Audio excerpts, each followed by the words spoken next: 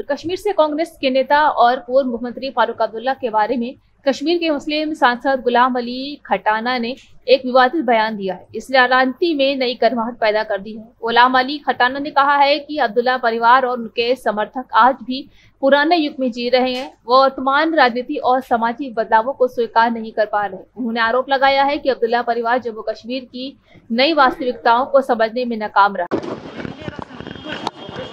देखिए, दुनिया की सबसे बड़ी पार्टी होने के नाते इलेक्शन में हिस्सा लेना अनिवार्य होता है, ज़रूरी होता है। Bharatiya Janata party cadre based party है और इसमें एक पार्लियामेंट्री बोर्ड होता है।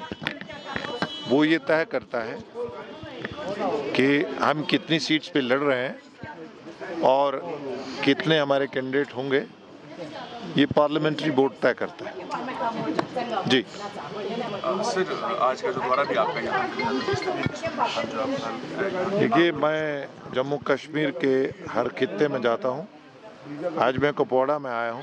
यहाँ कुछ अमवात हुई थी पॉलिटिकल पर्सन्स की, उनके घरों में हमारे साबका प्रेसिडेंट है, उनके बेटे की डेथ हुई।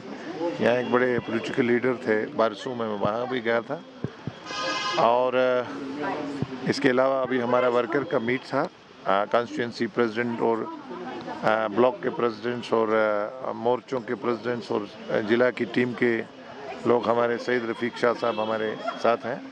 इसके बाद अब हम थोड़ा लेट हुए हैं। इंतज़ामिया के साथ हमारी मीटिंग।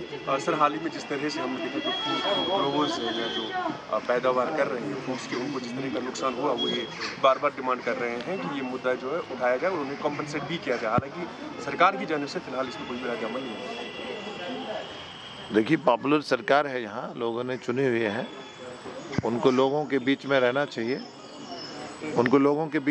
चाहिए, यहाँ तक हमारा ताल्लुक़ है। मैं एक सांसद हूँ और हमें अपने हम उस इशू से पहले ही उनके नुकसान से उनको अप्राइज़ करा है हमने अप्रोप्रिएट फोरा पे। कहीं अगर रह भी गया है तो वो हमें भी हमारे माध्यम से भी उसको अप्राइज़ कर सकते हैं। हम बात करेंगे यहाँ से लेकर दिल्ली तक।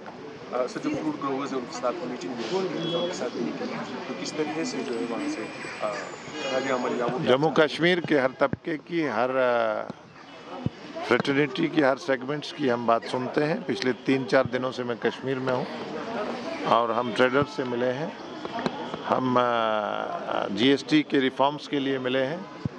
हम बहुत सारी चीज़ों पे जो प्राइम मिनिस्टर साहब का एक बड़े रिफॉर्म्स करे हैं, टैक्स को, GST को आसान करा है, एसेंशियल चीज़ों पे टैक्स ख़त्म किया है या नॉमिनल हुआ है।